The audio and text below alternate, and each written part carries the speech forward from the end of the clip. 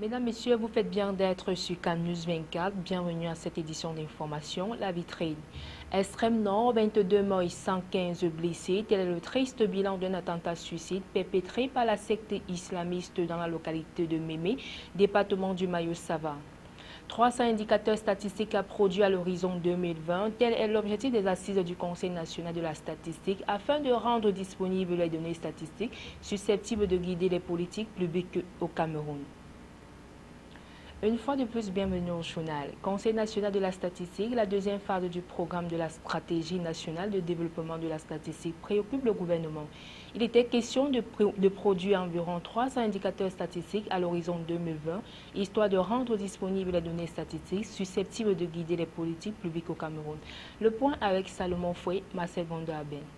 C'est le ministre de l'économie, de la planification et de l'aménagement du territoire, Paul Motazé, président du Conseil national de la statistique, qui a conduit les assises de la 14e session ordinaire de cette instance, dont les travaux étaient consacrés à l'adoption du compte rendu de la 13e session, l'état de mise en œuvre des recommandations issues de la 13e session et l'examen du projet de programme de la stratégie nationale de développement de la statistique dans sa phase 2 couvrant la période 2016-2018. Pour permettre au Cameroun d'honorer ses engagements à l'égard de la communauté internationale relatifs à la réalisation de 17 objectifs de développement durable retenus par les Nations Unies, la Direction générale de la statistique est tenue de produire près de 300 indicateurs statistiques. Il s'agira de mettre à la disposition des décideurs une quantité impressionnante de données statistiques en vue d'élaborer des politiques nationales de développement suivant un calendrier bien défini. Pour davantage éclairer les choix des politiques de développement, il sera question pour l'Institut national de la statistique de réaliser en urgence le recensement général de l'agriculture et de l'élevage afin de disposer d'une base de données pour des enquêtes dédiées au secteur rural. Toute chose qui nécessite une mobilisation conséquente en ressources humaines et financières. Il convient de rappeler que la présente session s'est tenue dans un contexte marqué par 3 chocs auxquels le Cameroun fait face. Le choc sécuritaire du fait de l'activité terroriste de la secte Boko Haram, couplé à la situation sociopolitique en RCA, le choc budgétaire induit par la chute drastique et durable des coûts mondiaux de pétrole et le choc lié au désarmement tarifaire en rapport avec la mise en œuvre des accords de partenariat économique avec l'Union européenne. Extrême Nord, 22 morts et 115 blessés dans un attentat attribué à Boko Haram, perpétré dans la localité de Mémé, dans le département du Mayo-Sava. L'explosion a eu lieu au grand marché de la dite localité, au moment où le marché battait son plein. Le reportage de Célestin Tabouli Succès et Éric Tichet. L'explosion a été enregistrée au centre commercial de la dite localité au moment où les grands marchés périodiques ouvraient boutique. Selon les informations puisées auprès des populations riveraines, l'explosion s'est produite dans un rayon des appareils électroniques. C'était au moment où les femmes déballaient leurs marchandises. La bombe, selon les témoignages recueillis sur place, a été discrètement dissimulée dans une marmite par un présumé membre de la secte islamite Boko Haram qui l'a détourné à distance. L'explosion a retenti sur un rayon de plus de 200 mètres. 22 personnes ont été tuées sur place et 115 blessés enregistrés, dont une dizaine dans un état grave, et ont été acheminés d'urgence vers les hôpitaux de la région de l'extrême nord. C'est la toute première fois que la localité de Mémé, dans l'arrondissement de Mora, qui abrite le premier secteur de la force multinationale mixte engagée dans la lutte contre les terroristes et plus singulièrement les membres de la secte Boko Haram, est victime d'un attentat suicide. Cette localité qui abrite l'un des plus grands marchés de la région, réputé être le poumon économique du département du Mayo-Sava, est en deuil. Il est à noter que l'extrême nord du Cameroun est à l'épreuve des attentats kamikazes perpétrés par les terroristes les plus impitoyables de la planète. Lesquels terroristes qui ont changé de mode opératoire ciblent désormais les lieux de culte, de prière, les lieux de deuil, les marchés, les domiciles privés et bien d'autres grands lieux de rassemblement, faisant au passage de nombreuses victimes. 102 milliards de francs CFA pour le plan triennal spécial Jeune. Pour quelle garantie après les résultats biaisés du PAGET-U et du PRC, programme mis en place par le gouvernement à la faveur de l'autonomisation des jeunes, décryptage et analyse de ces annonces et projets qui ne font pas la fierté de la jeunesse. 102 milliards de francs CFA, c'est beaucoup. Un peu plus que les 9 milliards 695 900 000 francs CFA du projet intégré d'appui aux acteurs du secteur informel PIAZI mis sur pied en 2003. Encore plus au-dessus des 10,9 milliards de francs CFA du programme d'appui à la jeunesse rurale et urbaine par GRU mis sur pied en 2007. 102 milliards de francs CFA pour le plan triennal spécial jeunes annoncé le 10 février 2016.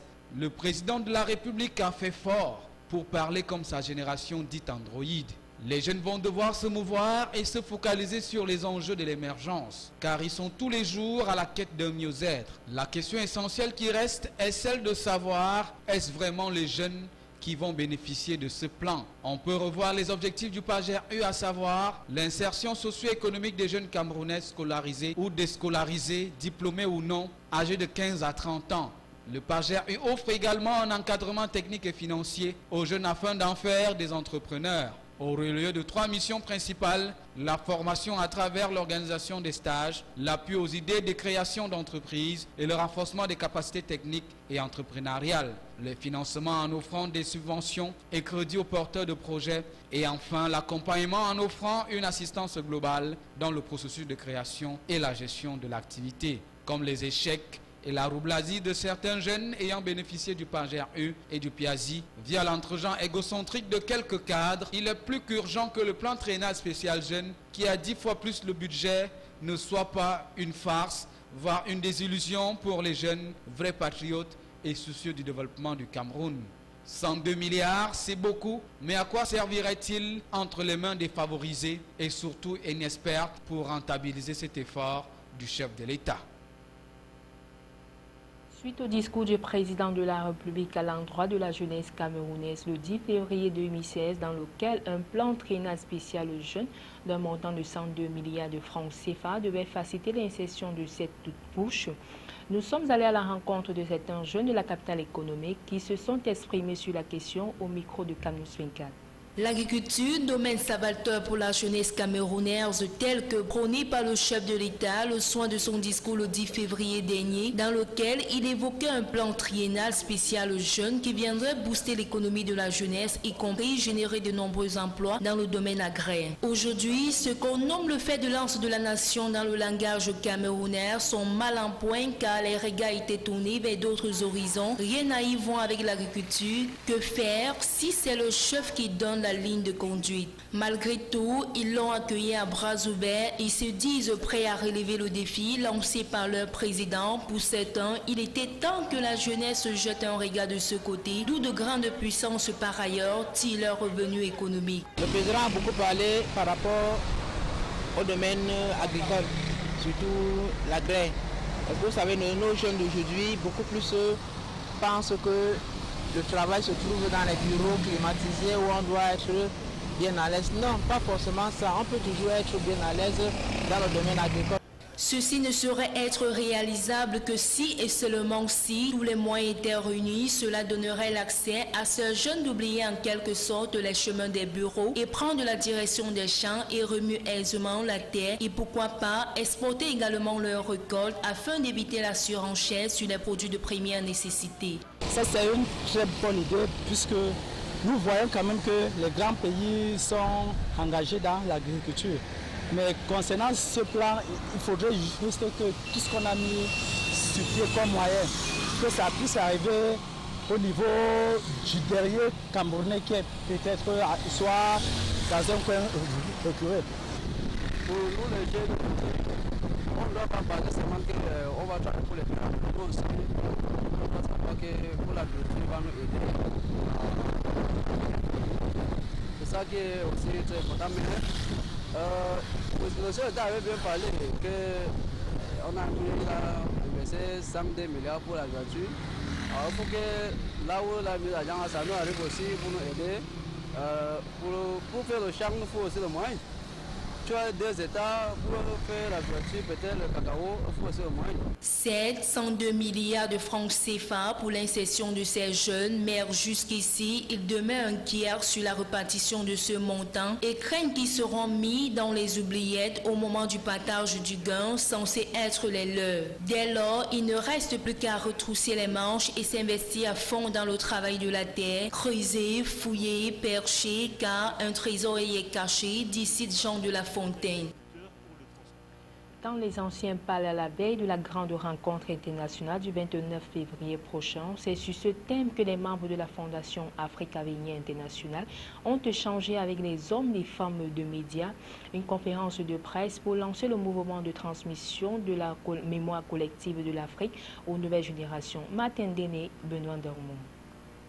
À la veille de la rencontre internationale de Douala le 29 février 2016, une conférence de presse a été organisée ce 19 février dans les locaux d'Afrique Avenir International dans le but de sortir du conclave et de l'esclavage colonial. Déjà 30 ans d'existence, qu'Afrique Avenir milite pour la préservation et la transmission de la mémoire collective ou héritage de l'Afrique avec des témoignages de 176 vieux Camerounais âgés entre 90 et 110 ans, parmi lesquels certains sont décédés. Par son président, le prince Belé Afrique Avenir offre aux Camerounais la possibilité de découvrir le grand chantier de la nouvelle phase de la fondation en pleine reconstruction. Témoin de la jeunesse du Cameroun colonial, il a le souci de voir les Africains connaître leur origine et particulièrement l'histoire de leur pays et de leur continent pour savoir qui ils sont, où ils vont. Pour lui, les Africains eux-mêmes ne jugent pas de leur culture dans nos bibliothèques. Il est rare de trouver des éditions qui nous édifient sur les faits réels de notre pays, mais qui existent en Europe. Nous avons besoin, en tant que Camerounais et Africains, de notre mémoire collective. La mémoire. Une personne dont la mémoire a été effacée ne retrouvera jamais le chemin de la maison. Il va y avoir beaucoup de chefs traditionnels ici, des namidos, des sultans, etc., et qui vont venir se ressourcer et amener tout ceci dans leur communauté. Au cours de cette rencontre du 29 février prochain, à laquelle on annonce la présence de la France, de l'Allemagne, de l'Autriche, de délégations maliennes et gambiennes, de la correspondance sud-coréenne et notamment des ambassadeurs, solennellement et officiellement des échantillons de DVD, des voix de ceux-là même qui ont fait l'histoire de notre pays. Les chefs traditionnels viendront chacun pour se ressourcer et ramener ses connaissances dans leurs communautés respectives. Football, ouverture de la saison sportive à la Ligue régionale de football du littoral, le stade de la Réunification a accueilli 2 rencontres inaugurales ce vendredi. Baptisé Elite One Régional, le championnat regroupe 12 clubs et les matchs vont se jouer aller et retour. L'ouverture des activités ce vendredi était présidée par le représentant du gouverneur de la région du littoral, Aboubakar Ndika, Michel Ateba et Josué Ngonga ont assisté au lancement et voici le compte rendu. Oryx de Douala contre Jeunesse de Bonamou Sadib et Authentique face à Camrail FC de Douala. 2 affiches inaugurales du championnat régional Elite One du littoral. Pour ce coup d'envoi et ce nouveau top départ, ils sont 12 clubs. Longas FC, Puma Football Club, Aigle de Nkonsamba, International Sporting Club, Titanic de Deya, la KSA de Douala, Savannah FC, Authentique et Avion FC d'Unkam. Les rencontres vont se jouer en aller et retour et la meilleure formation va représenter la région au tournoi d'accession en Ligue 2. Le lancement des activités de ce nouveau championnat de la région du littoral a attiré du beau monde ce vendredi dans la cuvette de Bepanda. Le tout agrémenté par un défilé des 12 clubs ainsi que d'autres activités qui vont meubler la journée. L'ouverture de la saison sportive dans la région était présidée par le représentant du gouverneur de la région du littoral, Aboubakar Ndika. Étaient aussi présents ce vendredi les membres de la Ligue régionale de football du littoral, avec à leur tête leur président, Joseph Pierre Batamak. C'est sur ce que nous mettons un thème à cette édition d'information. Restez en compagnie des programmes de Canal 24.